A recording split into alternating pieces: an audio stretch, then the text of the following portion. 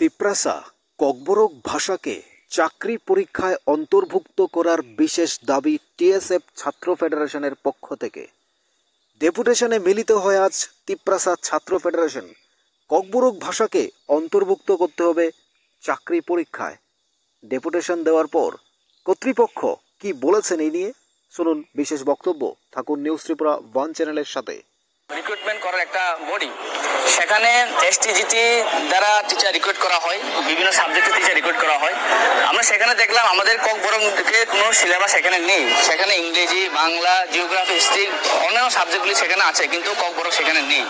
তার জন্য আমরা টিআরপিটি চেয়ারম্যানকে আমরা বলি যে সেখানে অতি সত্বর ককবরকটাকে ইনক্লুড করা হোক। কারণ ককবরক ভাষা ত্রিপুরা রাজ্যে সরকারি ভাষা হিসেবে স্বীকৃতি পেয়েছে।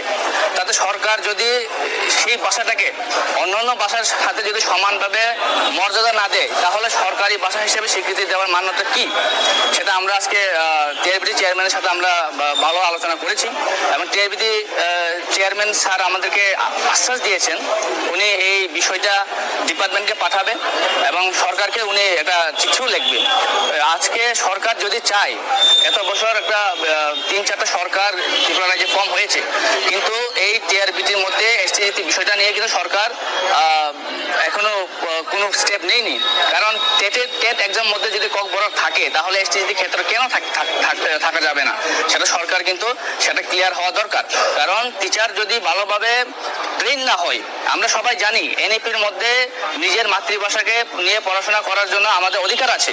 তাতে যদি আমাদের শিক্ষকরা যদি ওয়েল ট্রেন না হয়, তাহলে আমরা ছাত্রছাত্রীদের কি পড়াবো?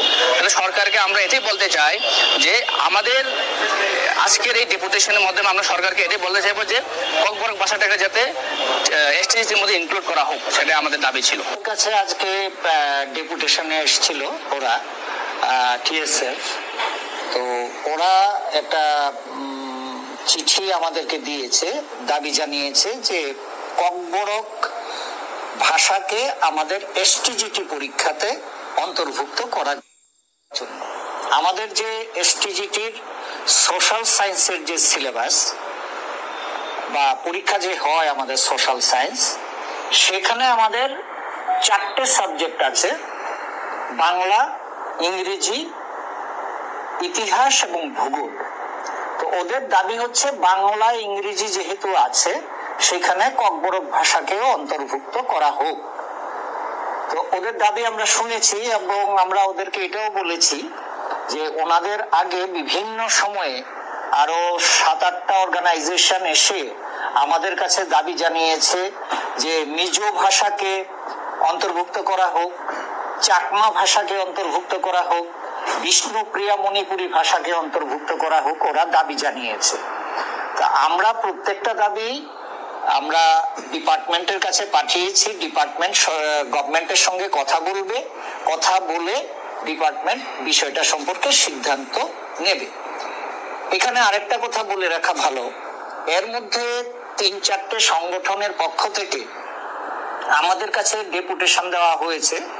যে ডেপুটেশনে বলা হয়েছে যে আমাদের এসটিজিটি পরীক্ষায় আমাদের 3টে ভাগ রয়েছে, একটা পিওর সায়েন্স, একটা বায়োলজিক্যাল সায়েন্স আর একটা সোশ্যাল সায়েন্স। তো ওদের বক্তব্য হচ্ছে পিওর সায়েন্সের পরীক্ষা হয় শুধুমাত্র ফিজিক্স, কেমিস্ট্রি, ম্যাথামেটিক্স এর উপর, সেখানে বাংলা ইংরেজি নেই। বায়োলজিক্যাল সায়েন্সের পরীক্ষা হয় শুধুমাত্র বটানি, জিওলজি এবং ফিজিওলজির উপর, সেখানেও বাংলা ইংরেজি নেই। সোশ্যাল সায়েন্সের ক্ষেত্রে বাংলা, ইংরেজি, ইতিহাস, ভূগোল, এই 4টে বিষয় নিয়ে পরীক্ষা হয়। তো 3-4টে সংস্থা ডেপুটেশনে এসে আমাদের জানিয়েছে যে সোশ্যাল সায়েন্স নামে যে পরীক্ষাটা হচ্ছে, সেটার সিলেবাস পরিবর্তন করে আমরা যেন সিবিএসই এবং টিবিএসই, ত্রিপুরা মধ্যশিক্ষা পর্ষদ এবং সিবিএসই, তাদের যে সোশ্যাল সায়েন্স, সেই প্যাটার্নে যেন আমরা আমাদের সোশ্যাল সায়েন্সের সিলেবাসটা করি। এখন সিবিএসইর প্যাটার্ন হচ্ছে সোশ্যাল সায়েন্সে সেখানে রয়েছে হিস্ট্রি, জিওগ্রাফি, ইকোনমিক্স এবং পলিটিক্যাল সায়েন্স, সেখানে বাংলা ইংরেজি বা কোনো ল্যাঙ্গুয়েজ নেই। তো যে সংগঠনগুলো আমাদের কাছে দাবি জানিয়েছে, তাদের প্রধান বক্তব্য হচ্ছে যে বিষয়টা যেহেতু সোশ্যাল সায়েন্স, তাহলে সেটা সিবিএসই যে সোশ্যাল সায়েন্সের সিলেবাস রয়েছে এবং টিবিএসসির যে সোশ্যাল সায়েন্সের সিলেবাস রয়েছে সেইটার সঙ্গে সঙ্গতি রেখে করা হোক।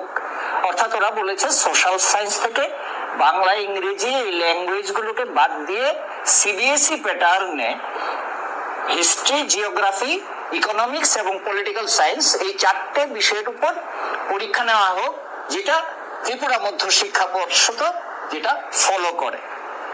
তো আমরা প্রত্যেকের ডেপুটেশন দিয়ে যে দাবি জানিয়েছে সেটা আমরা ডিপার্টমেন্টে পাঠিয়ে দিয়েছি।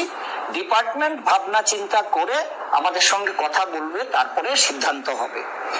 আর আজকে যারা ককবরক ভাষা অন্তর্ভুক্তির দাবি নিয়ে এসেছিল ওদেরকে আমরা আরো একটা বিষয় জানিয়েছি যে 2022 সাল থেকে এখন পর্যন্ত এসটিজিটি পরীক্ষা নেওয়া সম্ভব হয়নি।